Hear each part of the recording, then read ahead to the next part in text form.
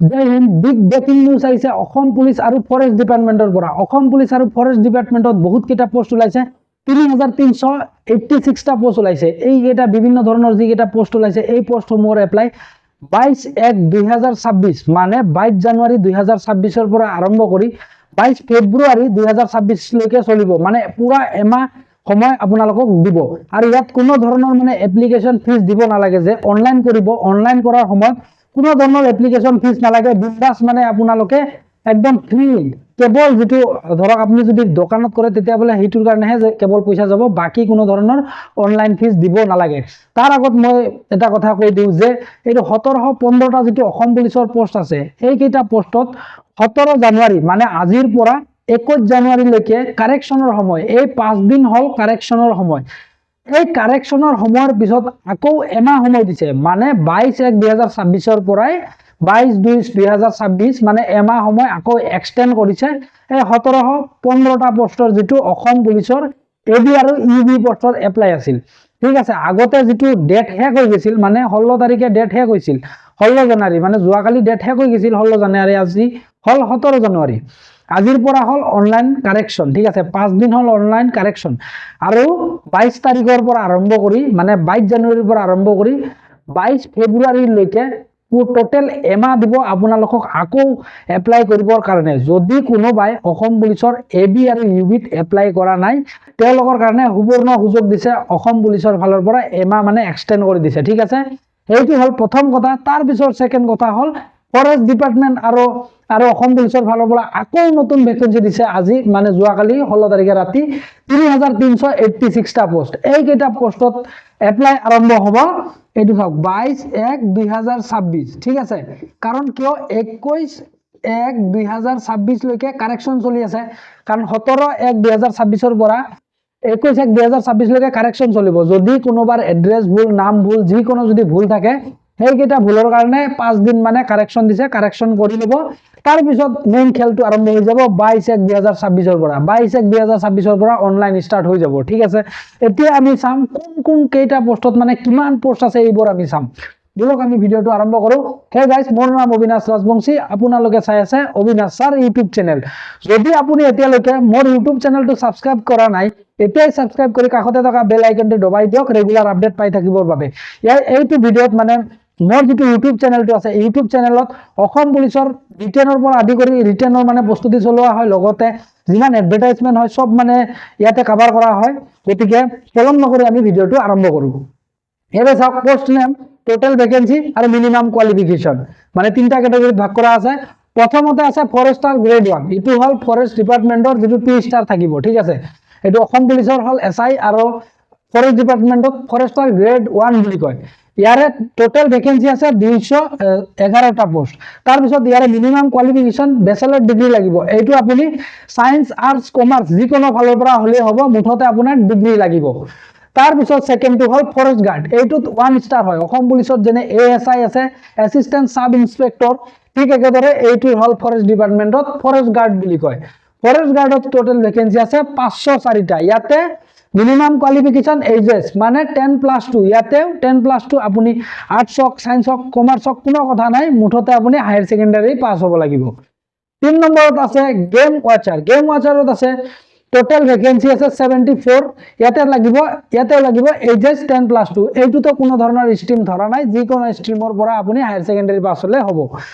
তাৰ পিছত আছে এএফটিএফ কনস্টেবল মানে আসাম ফৰেষ্ট প্ৰটেকশ্যন ফোৰ্স। এইটোৰ কাম কি, ধৰক এতিয়া যেটো আমাৰ যেনেকুৱা মানস নেশনেল পাৰ্ক আছে তেনেকুৱা মানে গেট ডিউটি মাৰিব লাগে, তাৰ পিছত ভিতৰত মানে পেট্ৰলিং ডিউটি মাৰিব যাব লাগে। এইবোৰ মানে ডিউটি যেটো মানে অসম পুলিচৰ যেনে এবি ব্যাটালিয়ন আছে, সেইটো হল ব্যাটালিয়ন পোষ্ট। এএফটিএফ পোষ্টটো মানে হল ব্যাটালিয়ন পোষ্ট। ঠিক আছে, মানে বন্দুক লৈ ডিউটি কৰা এইটো পোষ্ট এএফটিএফ। আৰু এইটোৰ পোষ্ট আছে 405, আৰু ইয়াৰে এইচএসএলসি লাগব। যেহেতু কনস্টেবল লেভেলৰ পোষ্ট, সেইকাৰণে ইয়াতে কেৱল মেট্ৰিক পাস হলে হ'ব। তাৰ পিছত আছে কনস্টেবল WW2, এইটো মানে এপিআৰৰ পোষ্ট। এপিআৰৰ পোষ্ট আছে 642। আজিলৈকে যিমান এপিআৰৰ পোষ্ট ওলাইছে চাগে এইটোৱে চাগে হাইয়েষ্ট ভেকেন্সি, কাৰণ ইমান পোষ্ট আহা নাই। মই যেতিয়া চাকৰি পাইছিলো 2023 চনত, তেতিয়াও মানে ইমান পোষ্ট নাছিল, তেতিয়া কেৱল 441 পোষ্ট আছিল, তাৰ আগততো আৰু কম আছিল।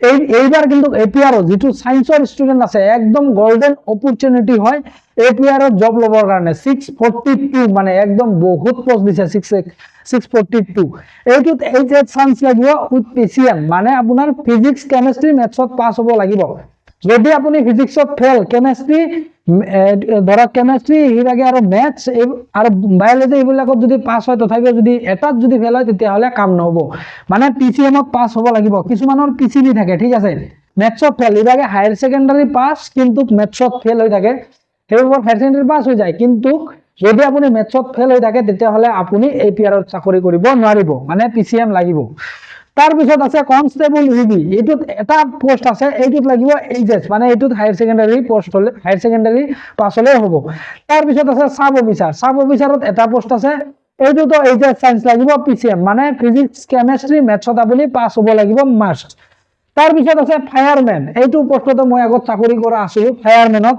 337টা পোষ্ট এইটো পোষ্ট ভাল হয় ফায়াৰম্যান বিন্দাস চাকৰি কৰক এইটোত এইচএস সায়েন্স লাগিব ইয়াতে কোনো ধৰণৰ পিসিএম নাই যদি আপুনি মেথছত ফেল হৈ আছে কোনো কথা নাই যদি মুঠতে মানে হায়াৰ সেকেন্ডাৰীটো পাস হলি হল এটা সাবজেক্টত ফেল হলে এইটো ফোৰ্থ সাবজেক্ট হৈ যায় হেতু মানে কোনো এইটো ডাজন্ট ম্যাটাৰ মানে এটা সাবজেক্টত ফেল হলে ইয়াতে কথা নাই মুঠতে এইচএস সায়েন্স হ'ব লাগিব আৰু এইচএস পাস হ'ব লাগিব ফায়াৰম্যান হ'ব হলে তাৰ পিছত আছে ইমাৰ্জেন্সি ৰেস্কিউয়াৰ মানে এসডিআৰএফ যেটো আছে ষ্টেট ডিজাস্টাৰ এইটো এসডিআরএফ ঠিক আছে SDRF state disaster rescue force মানে যেটো আছে ওটো এসডিআরএফ এটো ইমার্জেন্সি রেস্কিউয়ার বুলি কয় এইটো আছে 41টা পোষ্ট এইটো এইচএস সায়েন্স লাগিব ইয়াতে কোনো ধৰণৰ ধৰা বান্ধা নাই যে পিসিএম লাগিব ঠিক আছে তাৰ পিছত আছে কনস্টেবল গ্ৰেড 3 এইটোত আছে 733 এইটোতে মানে বহুত পোষ্ট আছে এইটো আপোনাৰ কাৰণে গোল্ডেন অপৰচুনিটি হ'ব পাৰে চাকৰি পাব হলে অসম পুলিচ আৰু ফৰেষ্ট ডিপাৰ্টমেন্টৰ এইকেইটা যেকেইটা পোষ্ট দি আছে এইটোতে মানে বহুত পোষ্ট আছে 733 এইটোত আপোনাৰ এইচএসএলসি লাগিব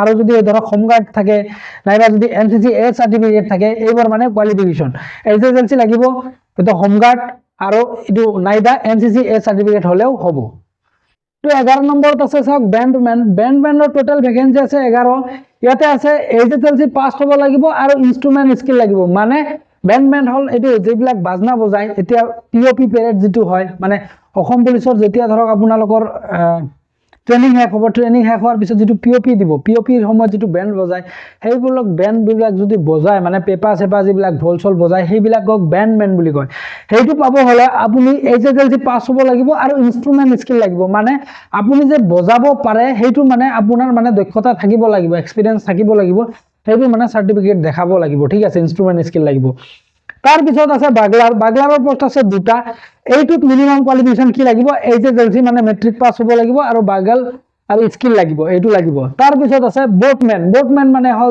যিবোৰ মানে এসডিআৰএফৰ ধৰক বোট বিলাক চলাই বেলুন নাও যিবিলাক চলাই সেইটো বোটমেন বুলি কয় সেইটো পোষ্ট আছে 10টা এই 10টা পোষ্টৰ যদি আপোনাৰ নামটো আনিব বিচাৰে তেতিয়াহলে আপুনি মেট্ৰিক পাস হ'ব লাগিব মিনিমাম আপুনি মেট্ৰিক পাস হ'ব লাগিব তাৰ পিছত সুইমিং স্কিল লাগিব মানে আপুনি সাঁতুৰিব পাৰিব লাগিব ঠিক আছে তাৰ পিছত আছে জেল ওয়াৰ্ডাৰ এতে আছে 138টা পোষ্ট এইটো পোষ্ট লোৱা কিন্তু ইজি হয় একদম মানে এইটো 1600 মিটাৰ ৰানিং হয় এইটোত মানে যাৰ আৰ্মিত দাউৰাৰ এক্সপেৰিয়েন্স আছে এইটো আৰ্মিত দাউৰাৰ এক্সপেৰিয়েন্স আছে যাই মানে 5 মিনিটৰ ভিতৰত 1600 মিটাৰ কভাৰেজ কৰিব পাৰে তাৰ কাৰণে একদম বেষ্ট হয় জেল ওয়াৰ্ডাৰৰ চাকৰিটো লোৱাৰ কাৰণে এইটো আছে 138টা পোষ্ট আছে আৰু এইটো কেৱল মেট্ৰিক পাস হলেই হ'ব যিসকলে মানে ৰানিংত এক্সপাৰ্ট আৰু লং জাম্পত এক্সপাৰ্ট সেইসকলে এইটোত বেছি গুৰুত্ব দিয়ক এইটো পোষ্ট লোৱাৰ কাৰণে আপোনাৰ কাৰণে একদম বেষ্ট হয় 138টা পোষ্ট এইটো 1600 মিটাৰ ৰানিং আছে তাৰ পিছত আছে গ্ৰেড 4 আছে মানে যিবোৰ ধৰক গ্ৰেড 4 ৰ ষ্টাফ আছে সাফাই কৰ্মী এইবোৰ মানে গ্ৰেড 4ত পাৰে মালি হওক সাফাই কৰ্মী হওক ধবি হওক এইবোৰ হল গ্ৰেড 4 ৰ পোষ্ট ঠিক আছে তাতে পোষ্ট আছে 256 এইটোৰ বাবে মিনিমাম কোৱালিফিকেশন আপোনাৰ ক্লাস 8 পাস হ'ব লাগিব 8 পাস হলে আপুনি গ্ৰেড 4 ৰ চাকৰি পাব তাৰ পিছত আছে টেইলৰ মানে যিবোৰ ধৰক সিলাই মেচিন চলাই মানে কাপোৰ চাপোৰ বনাই অসম পুলিচৰ ফালৰ পৰা যিবোৰ ধৰক মানে টেইলৰ লাগে তাতে কেৱল দুটা ভ্যাকেন্সি আছে এইটো পোষ্ট যদি আপোনাৰ লাগে আপুনি মিনিমাম মেট্ৰিক পাস হ'ব লাগিব তাৰ পিছত টেইলৰিং ডিপ্লোমা আপুনি যে মানে মেচিন চলাব পাৰে আপুনি যে চিলাব পাৰে সেইটো আপোনাৰ ডিপ্লোমা দেখুৱাব লাগিব সাৰ্টিফিকেট দেখুৱাব লাগিব তাৰ পিছত আছে ড্ৰেছাৰত পোষ্ট আছে দুটা আৰু এইটোত এইচএসএলসি আপোনাৰ মেট্ৰিক পাস হ'ব লাগিব আৰু এক্সপেৰিয়েন্স থাকা হ'ব লাগিব যে আপুনি যে ড্ৰেছিং কৰিব পাৰে সেইটো মানে এক্সপেৰিয়েন্স থাকিব পাৰে এইটো হয়তো মানে ডক্টৰ ৰিলেটেড হ'ব, মানে যিবোৰ কাটা চিৰা মানে ড্ৰেছিং কৰে তাই সেইটো ৰিলেটেড হ'ব ড্ৰেছাৰ। তাৰপিছত আছে নাৰ্ছ। নাৰ্ছত আছে দুটা পোষ্ট আছে। এই দুটা পোষ্টত মিনিমাম কোৱালিফিকেশ্যন GNM ডিপ্ল'মা লাগিব। যিসকলে GNM ডিপ্ল'মা কৰিছে, ধৰক প্ৰাইভেটে হওক গভৰ্ণমেণ্টতে হওক, কৰি কিছুমানে বহি আছে নাইবা ধৰক প্ৰাইভেট মেডিকেলত কাম কৰি আছে, তেওঁলোকৰ কাৰণে সুবৰ্ণ সুযোগ অসম পুলিচত সোমোৱাৰ কাৰণে তেওঁলোকৰ কাৰণে দুটা পোষ্ট আছে, এপ্লাই কৰি দিয়ক যদি আছে। তাৰপিছত আছে ক্ৰাফ্ট ইনষ্ট্ৰাক্টৰ, তাতে আছে এটা পোষ্ট। এইটোৰ কাৰণে মিনিমাম কোৱালিফিকেশ্যন SSLC লাগিব আৰু প্লাছ ITI লাগিব। ITI এতিয়া কৰা হ'ব লাগিব মানে। তাৰপিছত আছে ক্ৰাফ্ট হেল্পাৰ, এইটোৰ কাৰণে এটা পোষ্ট আছে। এইটোৰ কাৰণেও মিনিমাম কোৱালিফিকেশ্যন SSLC পাছ হ'ব লাগিব আৰু চাৰ্টিফিকেট থাকিব লাগিব মানে। তাৰপিছত য়োগা ইনষ্ট্ৰাক্টৰ বা ইনষ্ট্ৰাক্ট্ৰিছ, মানে এইটোৰ কাৰণে ল'ৰা হ'লেও হ'ব ছোৱালী হ'লেও হ'ব, যিটো য়োগা ইনষ্ট্ৰাক্টৰ। কাৰণ ল'ৰা ছোৱালী কি আছেনো, সেইটো য়োগা শিকাব লাগে, সেইবাবে ইয়াতে মানে ল'ৰা ছোৱালীৰ কোনো কথা নাই। ইয়াতে দুটা পোষ্ট আছে। এইবোৰ পোষ্টতো ল'ৰা ছোৱালীৰ কথা নাই, ল'ৰা ছোৱালী মানে এইবোৰ পোষ্টতো মানে এপ্লাই কৰিব পাৰে, কিন্তু এইটোত মানে ডাইৰেক্ট সিহঁতে মেনশ্যন কৰি দিছে যে ইয়াতে দুটা আছে যিহেতু পোষ্ট, সেইবাবে দুটা পোষ্ট বা এটা পোষ্ট থাকিলে কেতিয়াবা সেইটো কেৱল ল'ৰাকে দিয়ে সেনেকুৱা হয়তো, সেইবাবে ইয়াতে মানে দুটা পোষ্ট যেহেতু আছে সেইবাবে ইয়াতে মেনশ্যন কৰি দিছে, মানে ল'ৰা হ'লেও হ'ব আৰু নাইবা ছোৱালী হ'লেও হ'ব, য়োগা ইনষ্ট্ৰাক্টৰ বা ইনষ্ট্ৰাক্ট্ৰিছ। ঠিক আছে, এইটোৰ বাবে আপুনি হায়াৰ ছেকেণ্ডাৰী পাছ হ'ব লাগিব আৰু য়োগা ডিপ্ল'মা থাকিব লাগিব। মানে আপুনি যে য়োগা শিকাব পাৰে তাৰ কাৰণে যিটো আপোনাৰ চাৰ্টিফিকেট আছে সেইটো মানে আপুনি শ্ব' কৰিব লাগিব, যদি আপুনি এইটো পোষ্টত চাকৰি কৰিব বিচাৰে। তাৰপিছত আছে ফাৰ্মাচিষ্ট। এতিয়া ফাৰ্মাচিষ্টত পোষ্ট আছে 8টা। এইটো ডিপ্ল'মা ইন ফাৰ্মাচী, ফাৰ্মাচীত আপোনাৰ ডিপ্ল'মা থাকিব লাগিব। এইটোত কিন্তু বহুতৰে থাকে যে হায়দৰাবাদৰ পৰা বহুতে মানে ডি ফাৰ্মা বি ফাৰ্মা কৰি আছে, কৰি আহি কিনে লাইচেঞ্চ ভাড়া দি কিনে ধৰক চলি আছে, নাইবা নিজেও ধৰক ফাৰ্মাচী চলাই আছে, তেওঁলোকৰ কাৰণে এইটো সুবৰ্ণ সুযোগ। আপুনি যদি ধৰক ফাৰ্মাচিষ্ট এজন হয়, নাইবা যদি আপোনাৰ কাষত যদি ফাৰ্মাচিষ্ট এজন থাকে, মানুহ আছে, তেওঁ যদি নাজানে তেওঁলোককো মানে ইনফৰ্ম কৰি দিব যে অসম পুলিচৰ পৰা মানে সুবৰ্ণ সুযোগ, মানে গোল্ডেন অপৰচুনিটি দিছে চাকৰি পাবৰ কাৰণে। ইমান কেইটা পোষ্ট মানে ভেৰিয়াছ পোষ্ট ওলাই দিছে অসম পুলিচৰ ফালৰ পৰা, মানে আপোনালোকক মানে সুবিধাৰ বাবে ইমান চাকৰি মানে ওলাই দিছে আমাৰ মামা হিমন্ত বিশ্ব শৰ্মাই। ঠিক আছে, গতিকে মামাক আমি সকলোৱে চেলুট জনাব লাগিব, কাৰণ ইমান ধৰণৰ মানে পোষ্ট দি আছে, চাকৰিৰ পিছত চাকৰি দি আছে। ঠিক আছে, গতিকে এইসমূহ পোষ্টত মানে কিমান এজৰ পৰা হয়, কেতিয়াৰ পৰা অনলাইন ষ্টাৰ্ট হ'ব সেইটোতো কৈছোৱে, 22/1/2026 পৰা ষ্টাৰ্ট হয়, 22/2/2026 লৈকে চলিব, মানে 22 জানুৱাৰীৰ পৰা আৰম্ভ হৈ 22 ফেব্ৰুৱাৰীলৈ চলিব। এতিয়া চাম যে এজ কিমান লাগে। ঠিক আছে, এবাৰ আমি এজটো চাম। এতিয়া আমি এজ লিমিটটো চাম। এইটো চাওক, এপ্লাইটো ষ্টাৰ্ট হৈছে 22/1/2026 পৰা আৰু এপ্লাই এণ্ড হ'ব 22/2/2026, মানে এতিয়ালৈকে ষ্টাৰ্ট হোৱা নাই, আজি 17 তাৰিখ আৰু ধৰক 5 দিন আছে, 5 দিন পিছত মানে 22 তাৰিখৰ পৰা আৰম্ভ হ'ব, জানুৱাৰীৰ 22 তাৰিখৰ পৰা আৰম্ভ হৈ ফেব্ৰুৱাৰীৰ 22 তাৰিখলৈ চলিব। ইয়াৰ ভিতৰত আপোনালোকে এপ্লাইটো কৰি ল'ব। এতিয়া চাওক, এজ লিমিটটো চাম যে ফৰেষ্টাৰ গ্ৰেড 1, যিটো ফৰেষ্টাৰৰ 2 ষ্টাৰ আছে, সেইটোৰ বাবে এজ লিমিট 18 পৰা 40 ইয়াৰ্ছ হ'ব লাগিব। আৰু যিটো আছে সাব অফিচাৰ হ'ব হ'লে 20 পৰা 24 বছৰ আপোনাৰ হ'ব লাগিব। তাতে হ'ল মানে 1/1/2002 পৰা 1/1/2006 লৈকে আছে। আৰু চাওক, SC আৰু STৰ কাৰণে 5 ইয়াৰ্ছ ৰিলেক্সেশ্যন আছে, আৰু OBCৰ বাবে 3 ইয়াৰ্ছ ৰিলেক্সেশ্যন আছে। এইটো ৰিলেক্সেশ্যন মানে চবতে এপ্লিকেবল হয়, যিমান কেইটা পোষ্ট আছে সব কেইটাতে পোষ্টতে SC আৰু STৰ 5 ইয়াৰ্ছ, OBCৰ 3 ইয়াৰ্ছ, সবৰ বাবে মানে এপ্লিকেবল হয় SC আৰু STৰ বাবে, মানে এজ ৰিলেক্সেশ্যনৰ ক্ষেত্ৰত। ঠিক আছে, সাব অফিচাৰৰ ক্ষেত্ৰত 20 পৰা 24 বছৰ হ'ব লাগিব। এতিয়া চাওক, STৰ বাবে কি হ'ব, SC বা STৰ বাবে কি হ'ব, 24ৰ লগত 5 যোগ কৰক, মানে 29 বছৰ হ'লেও হ'ব। আৰু OBCৰ বাবে কিমান হ'ব, 24ৰ লগত 3 যোগ কৰক, মানে 27 বছৰ হ'লেও হ'ব সাব অফিচাৰৰ ক্ষেত্ৰত। কিন্তু জেনেৰেল হ'লে 24 বছৰ মেক্সিমাম। ঠিক আছে, তাৰপিছত আছে ফৰ কনষ্টেবল গ্ৰেড 3, য'ত এইটো বেণ্ডমেন, বাগলাৰ, ফৰেষ্ট গাৰ্ড এইবোৰৰ কাৰণে 18 পৰা 24 বছৰ আপোনাৰ 18 পৰা 40 বছৰ আপোনাৰ বয়স হ'ব লাগিব।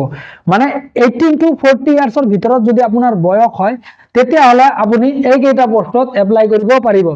গ্ৰেড 3, বেণ্ডমেন, পিছত বাগলাৰ, ফৰেষ্ট গাৰ্ড এইবোৰত আপুনি এপ্লাই কৰিব পাৰিব। মানে 1/1/1986 পৰা 1/1/2008 ভিতৰত আপোনাৰ বয়সটো হ'ব লাগিব। 1/1/1986 আগত হ'লে নহ'ব, আৰু 1/1/2008 পিছত হ'লেও নহ'ব, এই দুটাৰ ভিতৰত হ'ব লাগিব। তাৰপিছত আছে AFPF, APRO, যিটো APRO, UB, ফায়াৰমেন, ইমাৰ্জেঞ্চি ৰেস্কিউৱাৰ, বোটমেন, এইবোৰৰ বয়স 18 পৰা 25 বছৰ হ'ব লাগিব। মানে আপোনাৰ 18 বছৰৰ আগত হ'লেও নহ'ব, 25 বছৰৰ পিছত হ'লেও নহ'ব, এইটো জেনেৰেলৰ ক্ষেত্ৰত। কিন্তু SC আৰু ST ৰ ক্ষেত্ৰত 5 ইয়াৰ্ছ ৰিলেক্সেশ্যন আছে, OBC ৰ ক্ষেত্ৰত 3 ইয়াৰ্ছ ৰিলেক্সেশ্যন আছে। এইটোৰ 1/1/2001 পৰা 1/1/2008 ভিতৰত হ'ব লাগিব, ঠিক আছে। তাৰপিছত আছে জেল ৱাৰ্ডাৰ। এইটোৰ ভিতৰত কি হয়, 18 পৰা আপোনাৰ বয়স 40 বছৰৰ ভিতৰত থাকিলে হ'ল, 18 to 40 ইয়াৰ্ছৰ ভিতৰত যদি আপোনাৰ বয়স হয় তেতিয়াহ'লে জেল ৱাৰ্ডাৰত এপ্লাই কৰিব পাৰিব। তাৰপিছত আছাম কামাণ্ডো বেটেলিয়ন, এইটোৰ যিটো মানে 4 গ্ৰেড আছে, ঠিক আছে। আছাম কামাণ্ডো বেটেলিয়ন আৰু Assam police fire and emergency, এইটো DGCO আৰু CGH, এইটো মানে হোমগাৰ্ডৰ যিবিলাক বস্তুবিলাক আছে, এই যিটো 4 গ্ৰেডৰ পোষ্টবোৰ আছে, এইটো পোষ্টত প্ৰথমতে আছাম কামাণ্ডো বেটেলিয়নৰ পোষ্টত 18 পৰা 25 বছৰ আপোনাৰ বয়স হ'ব লাগিব যদি মানে 4 গ্ৰেডত এপ্লাই কৰিব বিচাৰে। আৰু যদি Assam police fire and emergency and DGCO and CGH এইটো যদি কৰিব বিচাৰে তেতিয়াহ'লে 18 পৰা 40 বছৰ আপোনাৰ বয়স হ'ব লাগিব। এই দুটা হ'ল 4 গ্ৰেডৰ পোষ্ট, ঠিক আছে। তাৰপিছত আছে ট্ৰেইলাৰ এণ্ড ড্ৰেচাৰ। এইটো যদি এপ্লাই কৰিব বিচাৰে তেতিয়াহ'লে আপোনাৰ বয়স 18 পৰা 40 বছৰ হ'ব লাগিব, কেৱল এইটো কি হয় জেনেৰেলৰ বাবে, ঠিক আছে। তাৰপিছত nurse, craft instructor, craft helper, yoga instructor, তাৰপিছত ফাৰ্মাচিষ্ট, এইবোৰৰ বয়স 21 পৰা 40 বছৰ হ'ব লাগিব। 21 আগত হ'লেও নহ'ব আৰু 40 পিছত হ'লেও নহ'ব, মানে 21 পৰা 40 বছৰৰ ভিতৰত হ'লে আপুনি এইবোৰ পোষ্টত এপ্লাই কৰিব পাৰিব। আৰু SC আৰু ST ৰ কাৰণে 5 বছৰ এক্সট্ৰা ৰিলেক্সেশ্যন, OBC ৰ কাৰণে 3 ইয়াৰ্ছ ৰিলেক্সেশ্যন। এতিয়া অসম চৰকাৰৰ ফালৰ পৰা আপোনালোকৰ মানে চাকৰি ল'বৰ বাবে গোল্ডেন অপৰচুনিটি দি দিছে, গতিকে আপোনালোকে এই চান্সটো মানে মিছ নকৰিব। সকলোৱে আজিৰ পৰা লাগি যাওক, পঢ়াত লাগি যাওক। মানে যদি ৰিটেনৰ কাৰণে প্ৰস্তুতি চলাব লাগে হয়তো পেইড কোৰ্চ লওক, নহ'লে যদি ইউটিউবৰ পৰা চাব লাগে তেতিয়াহ'লে মোৰ নিজা ইউটিউব চেনেল আছে, অবিনাশ ছাৰ ইউটিউব চেনেল। তাতে অসম পুলিচৰ হওক, SSC ৰ হওক বা ADRE ৰ হওক, বিভিন্ন ধৰণৰ মানে এক্সামৰ বাবে মানে ভিডিঅ' দি আছো, গতিকে সব সিলেবাস কভাৰ কৰি দিয়া আছে। গতিকে আপোনালোকে আশা থাকিল যে অবিনাশ ছাৰ ইউটিউব চেনেলটো ছাবস্ক্ৰাইব কৰি বেল আইকনটো দবাই দিয়ক। এইবোৰ এনেকুৱা ধৰণৰ ইনফৰমেশ্যনৰ ভিডিঅ'ৰ বাবে আৰু প্ৰস্তুতি চলাবৰ বাবে মানে কি বুকছ পঢ়িব লাগে, কেনে ধৰণৰ ৰিটেনৰ কুৱেশ্যন আহে, সব মানে বস্তুবোৰ তাতে দিয়া যাব অবিনাশ ছাৰ ইউটিউব চেনেলত। গতিকে আশা থাকিল আপোনালোকে মোৰ ইউটিউব চেনেলটো ছাবস্ক্ৰাইব কৰি মানে শ্বেয়াৰো কৰি দিব, ঠিক আছে। আজিলৈকে এইখিনি, ধন্যবাদ।